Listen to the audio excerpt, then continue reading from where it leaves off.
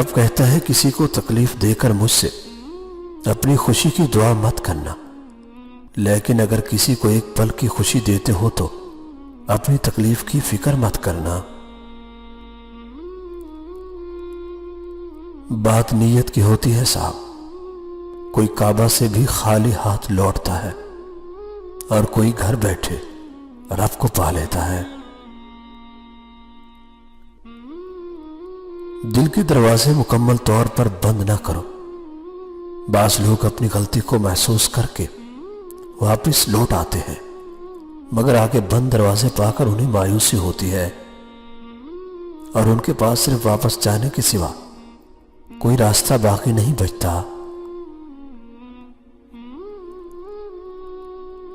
بھروسہ اسٹیکر جیسا ہوتا ہے، دوسری بار پہلے جیسا نہیں چپکتا۔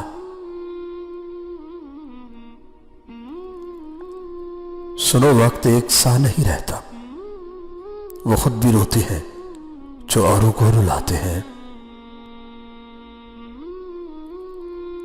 جنہیں چن لیا جائے ان پہ تبصرے نہیں کیے جاتے، ان کا احترام کیا جاتا ہے۔ اپنے رب کی رحمت سے مایوس تو صرف گمراہ لوگ ہی ہوتے ہیں۔ دعا کرو کہ اتنی زیادہ اور اتنی جلدی کامیابی نہ ملے کہ تم اس کو برداشت نہ کر سکو۔ پریشانی تذکرہ کرنے سے بڑھتی ہے، خاموش رہنے سے کم ہو جاتی ہے، صبر کرنے سے ختم ہو جاتی ہے اور اللہ کا شکر ادا کرنے سے خوشی میں بدل جاتی ہے۔ انگلیاں اکثر وہی اٹھاتے ہیں جن کی اوقات نہیں ہوتی آنکھ ملانے کی۔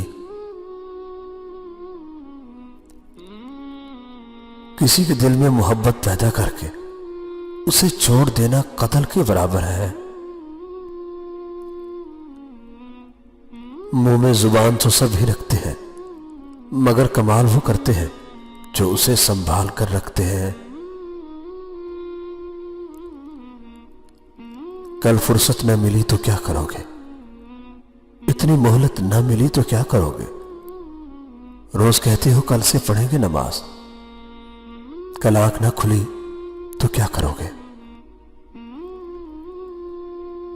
کچھ لوگ جب روتے ہیں تو اس لیے نہیں کہ وہ کمزور ہوتے ہیں، بلکہ اس لیے کہ وہ مضبوط رہتے رہتے تھک جاتے ہیں۔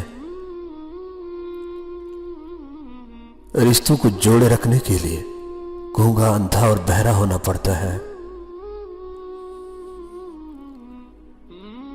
تم جانتے ہو جب ضبط ٹوٹ جاتا ہے تو اپنی آنکھیں اپنے ہاتھوں سے ہی خشک کر کے اور اپنے آپ کو چپ کروانے سے بڑی اور کوئی تکلیف نہیں ہوتی۔ تمہاری وجہ سے اگر کوئی بے سکون ہو جائے تو یاد رکھو کہ تم ظالموں میں سے ہو۔ تنگ دستی میں سخاوت کرنا، غصے میں سچ بولنا اور طاقت ہوتے ہوئے معاف کرنا بہترین نیکی ہے۔ اگر لوگ تم سے متاثر ہو رہے ہیں تو تکبر نہ کرو، بلکہ اللہ کا شکر ادا کرو کہ اس نے تمہارے عیب چھپا کر تم کو لوگوں میں معزز بنا رکھا ہے۔